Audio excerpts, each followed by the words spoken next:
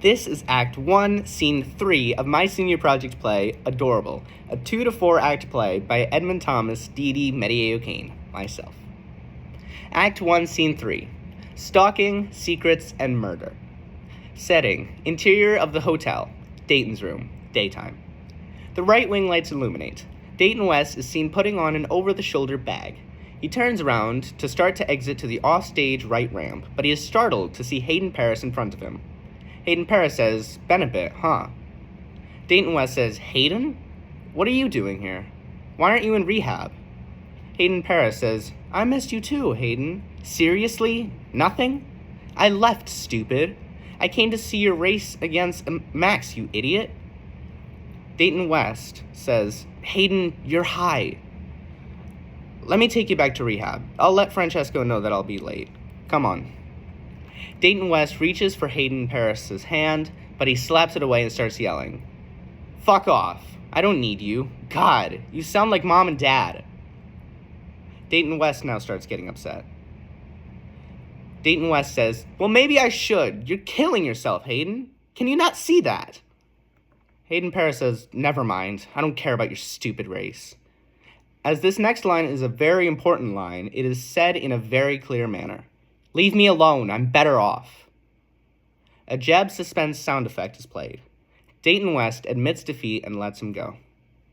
He says, "Fine." Hayden Paris exits to the offstage right ramp. The right wing goes dark. Dayton West exits to the offstage right ramp.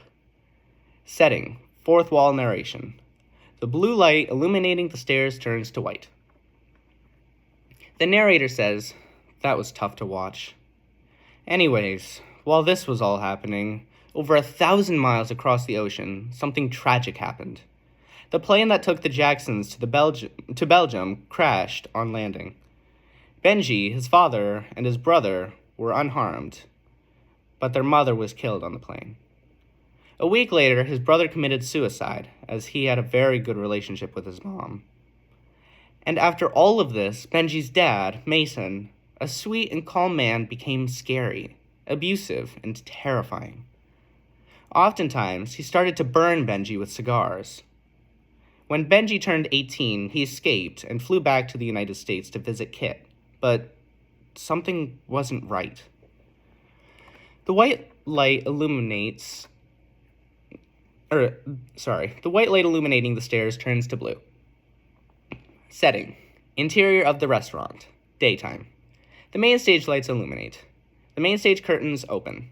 A waiter is behind a counter on stage right, writing something on a notepad.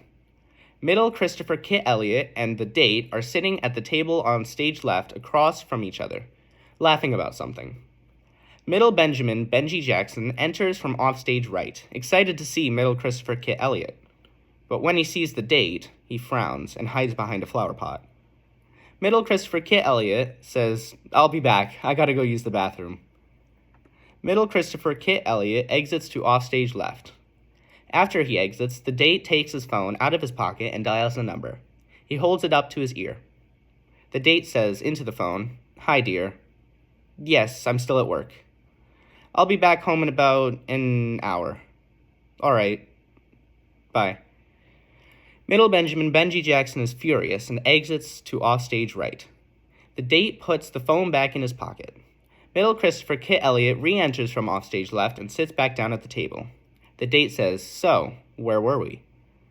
The main stage goes dark. The main stage curtains close. Middle Christopher Kit Elliott and the date exit to offstage left. The waiter exits to offstage right. Setting, exterior of the Taylor's home. The greenhouse, daytime. The left wing lights illuminate. Middle Charles Charlie Taylor is sitting on a stool with the ring box in his hands, crying. Middle Summer Lawrence enters from the offstage left ramp. Middle Summer Lawrence says, "Thinking about your dad again?" Middle Charles Charlie Taylor says, "Yeah." Middle Summer Lawrence says, "Want to talk about it?" Middle Charles Charlie Taylor, hiding the ring box, says, "I think it's for the best not to." Middle Summer Lawrence says, "Wait, what? But we're best friends. We tell each other everything."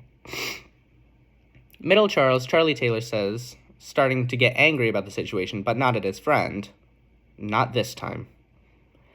Middle Charles, Charlie Taylor, gets up, pushes past Middle Summer Lawrence, and exits to the offstage left ramp. The left wing goes dark. Middle Summer Lawrence exits to the offstage left ramp. Setting: exterior of the Advanced Series Race 3 racetrack. In the garage. The right wing lights illuminate. Dayton West is talking with TJ the engineer about his race strategy. Francesco Masters enters from the offstage right ramp. Francesco Masters says, "So what are we thinking?" TJ the engineer says, "Well, clearly it's gonna rain.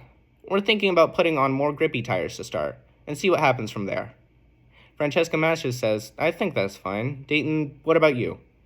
Dayton West says, His phone starts buzzing in his pocket. He takes it out and looks at it. "It's my mom. I'll be right back." TJ the engineer says, "But the race is in 30 minutes, and we have to get the car on the track in 5. Dayton West says, "TJ, you worry too much. I'll make it back, don't worry." Dayton West moves to the center of the main stage. The front main stage lights illuminate. Dayton West answers the phone. Suspenseful music starts up. TJ the engineer and Francesco Masters resume the conversation on the strategy. Dayton West says, "Hi, Mom. What's up?" Allison Paris says from offstage, crying, "Dayton, it's your brother." Dayton West says, "Are you here to tell me that he escaped rehab again? Because I found that out about a half an hour ago, but I forgot to call you." Allison Paris says, "It's not that. Something has happened to them." Dayton West says, "Listen, Mom, I have a race I need to get to. I'll talk to you late." Allison Paris says, "Hayden is dead." Suspenseful music ends. A jab suspenseful sound effect is played. Dayton West looks out straight towards the audience, frozen. Francesco Masters and TJ the engineer freeze. Allison Paris says, "The doctors say he was murdered. We think it might have been one of the drug dealers." The front main stage and the right wing lights start to fade out. Dayton, are you there?" The front main stage and the right wing go dark. A second later, the stairs fade out and go dark. The right wing unfreezes. Dayton West, Francesco Masters, and TJ the engineer exit to the offstage right ramp. The narrator exits through the tunnel. And that is the end of Act 1. The house lights are turned on to 50%. A 5-minute stretch break is provided to the audience. And that is Act 1, Scene 3 of my senior project play, Adorable.